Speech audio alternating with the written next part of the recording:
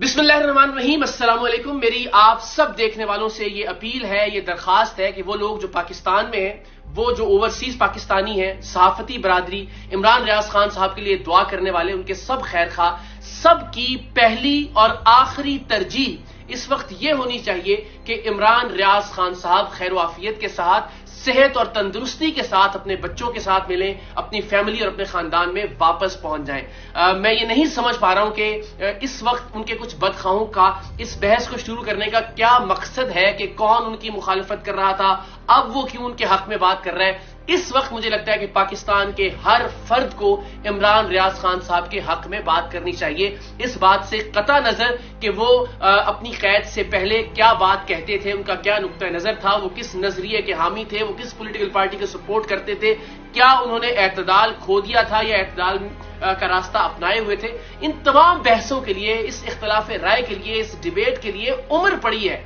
इस वक्त सबकी तरजीह होनी चाहिए कि इमरान रियाज खान साहब खैरियत के साथ अपने घर वालों के साथ वापस मौजूद हो, और इसके लिए हम सबको बार बार आवाज बुलंद करते रहना है, इस बात को भुलाकर कि हमारा उनसे क्या ताल्लुक था। मैं बार बार ये बात कहता हूं कि आज इमरान रियाज खान साहब है, कल इकरारुल हसन हो सकता है। अगर कोई भी बात मेरी नापसंद गुजरेगी उन तमाम कुव्वतों को, जिन कुव्वतों ने इस वक्त अबडक्ट कर रखा है इमरान रियाज खान साहब को, तो कल मेरे साथ भी यही मामला होगा। तो इस एक बुनियादी उसूल पर हम सबको मुत्तफिक हो जाना चाहिए कि आपसे किसी का कितना भी इख्तलाफ है, चाहे वो सियासी इख्तलाफ है, चाहे वो जाती रंजिश है, किसी भी इख्तलाफ की सूरत में किसी भी एजेंसी को, किसी भी इदारे को, किसी भी फर्द को, किसी भी गिरोह को ये हक नहीं पहुंचता कि वो किसी शख्स को बगैर कानूनी और अदालती कार्रवाई के अगवा करके रखे। हर एक शख्स का आईनी और कानूनी हक है कि उसे अदालत में पेश किया जाए, और मैं इमरान रियाज खान साहब के इस हक के लिए बार बार आवाज बुलंद कर रहा हूं, और इंशाअल्लाह अज़ीज अपने खून के आखिरी कतरे तक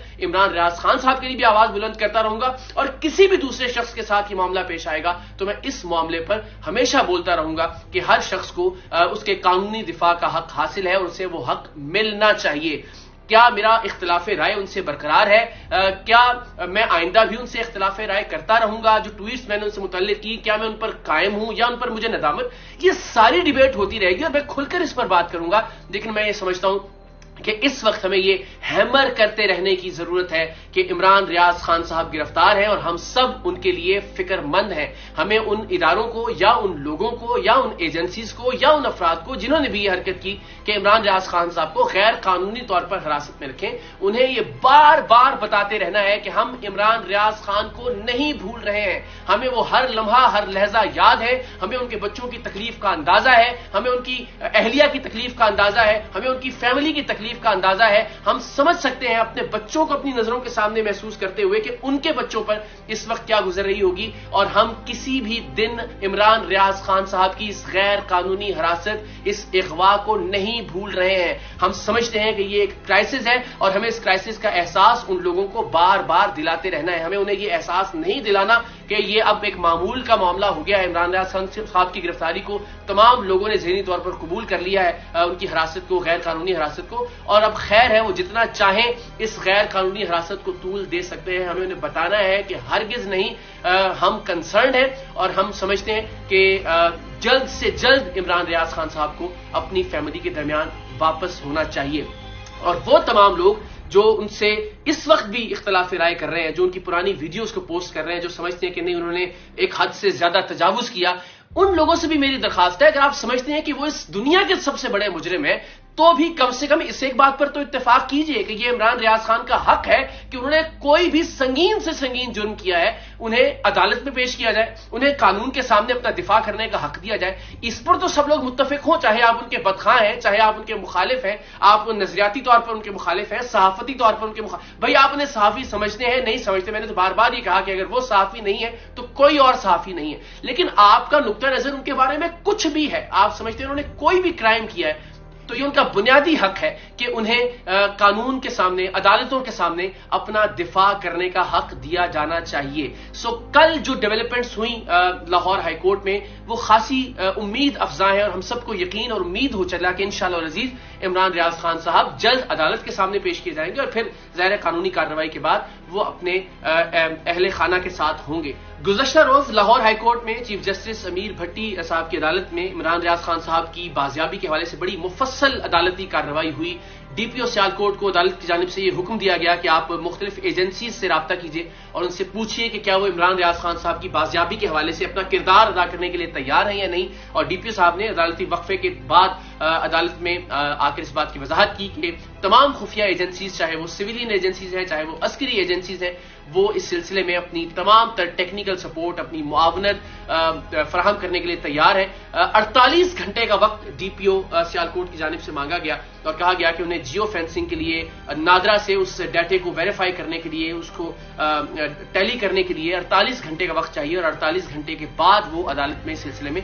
تمام تر حقائق اور تفصیلات پیش کر سکیں گے. جو سی سی ٹی وی فوٹیج چلائی گئی، آپ تک یہ خبر پہنچ گئی کہ اس پر کسی طرح کی بھی ٹائم یا ڈیٹ کی سٹیمپ نہیں تھی. سو یہ بھی ایک طرح سے ایک بدنیتی بظاہر دکھائی دیتی ہے کہ جیل سے جب عمران ریاض خان صاحب کو رہا کیا گیا اور اس کے بعد 3 افراد جو کہ نقاب میں تھے، جنہوں نے اپنے چہرے ڈھانپے ہوئے تھے، وہ انہیں لے کر گئے. اور یہ بھی اس سی سی ٹی وی سے واضح ہو گیا کہ وہ ایسا نہیں لگ رہا تھا کہ اپنی مرضی سے ان لوگوں کے ساتھ جا رہے ہیں. سو یہ وضاحت ہو گئی لاہور ہائی کورٹ کے چیف جسٹس صاحب کے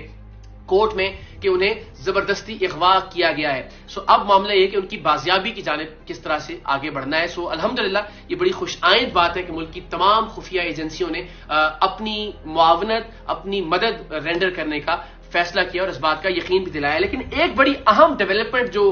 اس معاملے میں ہوئی وہ یہ کہ ایس ایچ او کو معطل کیا گیا تھا لاہور ہائی کورٹ کی جانب سے، کہ جنہوں نے انیشلی عمران ریاض خان صاحب کو گرفتار کیا تھا اور پھر بعد ازاں پولیس نے کہا کہ جی ہمیں تو اندازہ ہی نہیں ہے کہ عمران ریاض خان صاحب کہاں چلے گئے، زمین کھا گئی یا آسمان نکل گیا. تو عدالت نے اس ایس ایچ او کو معطل کیا، لیکن بعد ازاں حکومت کی درخواست پر، حکومت کی ریکویسٹ پر اس ایس ایچ او کو دوبارہ بحال کر دیا گیا. حکومت کا موقف یہ تھا کہ اگر یہ ایس ایچ او معطل ہوتے ہیں، ان کی جگہ کوئی اور آتا ہے، چارج لیتا ہے، تو شاید عمران ریاض خان صاحب کی جو تحقیقات ہیں